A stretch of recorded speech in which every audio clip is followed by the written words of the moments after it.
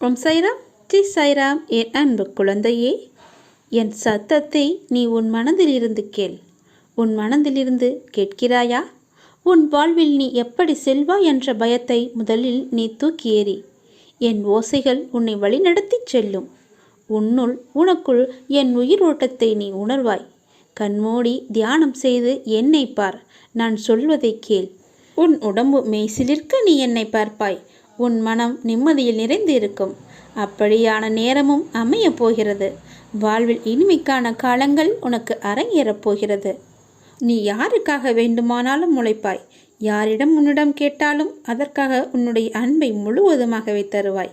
உன் உழைப்பையும் உன்னுடைய அன்பையும் பிறர் தவறாக பயன்படுத்துகின்றனர்.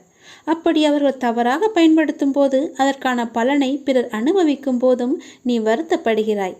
வருத்தப்படாதே. உன்னுடைய அன்பு அவர்களுக்கு புரியாது.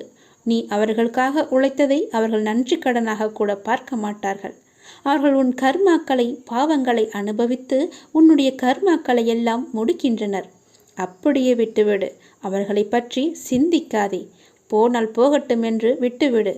அப்போதுதான் உன்னுடைய கர்மாக்கள் எல்லாமே முடியும்.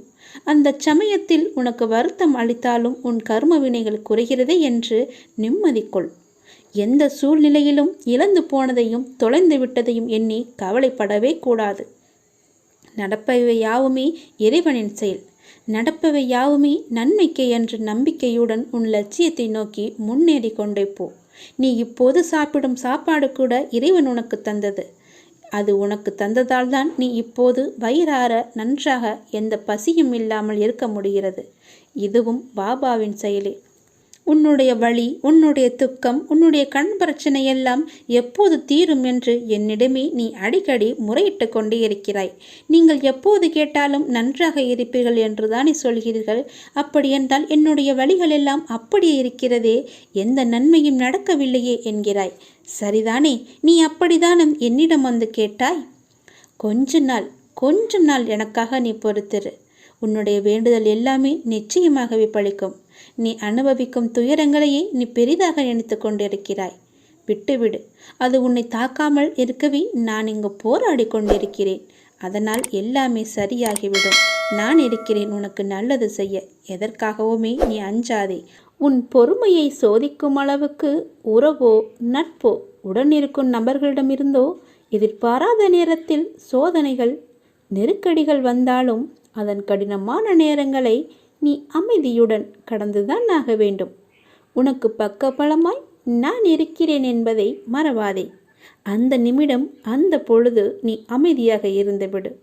நீயும் அவர்களுக்கு சமமாக செய்தால் உனக்கு தான் நிம்மதி தொலையும். உன் மீது இன்னும் வெறுப்பு ஏற்படும். நீ அந்த நேரத்தில் கத்துவதால் என்ன ஆகப் போகிறது? வீண் விவாதம்தான் ஏற்படும். அந்த விவாதம் உனக்கு தேவையில்லாதது. நான் அவர்களை பார்த்து கொள்கிறேன். நீ அமைதியாக அங்கிருந்து விலகி வந்துவிடு. உன்னுடைய பொறுமைக்கும் ஒரு எல்லை இருக்கிறது. நான் இல்லை என்று சொல்லவில்லை. அந்த பொறுமையின் எல்லை வரை நீ போகாதே. அந்த இடத்தை விட்டு நகர்ந்து வருவதுதான் உனக்கும் நல்லது, அவர்களுக்கும் நல்லது. நீ அவர்களின் நலனை கருத்தில் கொண்டு வெளியே வந்துவிடு. நீ அங்கிருந்து வெளியே வரவில்லை என்றால் அவர்களுக்குத்தான் கெடுதல். அதனால்தான் சொல்கிறேன், உன்னால் அவர்களுக்கு கெடுதல் ஏற்படக்கூடாது. நீ வெளியே வந்துவிடு. உன்னை சுற்றி இருப்பவர்கள் எல்லாம் நல்லவர்கள் அல்ல. நான் சொல்வதை புரிந்து கொள். அவர்களிடம் நீ எச்சரிக்கையாகவே இரு. உன்னிடம் இருக்கும் பணத்திற்காகத்தான் அவர்கள் உன்னை தேடி வந்திருக்கிறார்கள். நீ இப்போது நன்றாக இருப்பது அவர்களுக்கு பிடிக்கவில்லை. உன் உறவாக இருக்கட்டும், உன்னுடைய நட்பாக இருக்கட்டும், எல்லோருமே உன்னிடம் அப்படித்தான் பழகி கொண்டிருக்கிறார்கள். அந்த பழக்கம் உனக்கு தேவையே இல்லை. நீ அவர்களை விட்டு விலகி வந்துவிடு. உனக்கு பலவிதமான சோதனைகளையும் நெருக்கடிகளையும் தர வந்திருக்கிறார்கள். அவர்களை விட்டு விலகுவதுதான் உனக்கு நல்லது. அவர்களை நான் பார்த்து கொள்கிறேன். அவர்களை என் போக்கில் விட்டுவிடு. உன்னை இந்த நிலைக்கு ஆளானவர்களை நான் பார்த்து கொள்கிறேன். நீ நன்றாக இருப்பாய், நல்ல ஜெயமாக இருப்பாய், சந்தோஷமாக இருப்பாய். நான் உனக்கு துணையாக இருக்கிறேன். நீ அமைதியாக அங்கிருந்து வந்துவிடு. கையெடுத்து கும்பிட்டு கேட்டுக்கொள்கிறேன். எனக்காக இதை செய். உன்னுடைய அப்பாவுக்காக செய். இதை நீ அலட்சியமாக கருதாதே. உன்னுடைய நன்மைக்காக சொல்கிறேன். உன்னுடைய அப்பா எடுத்துக்கொள்.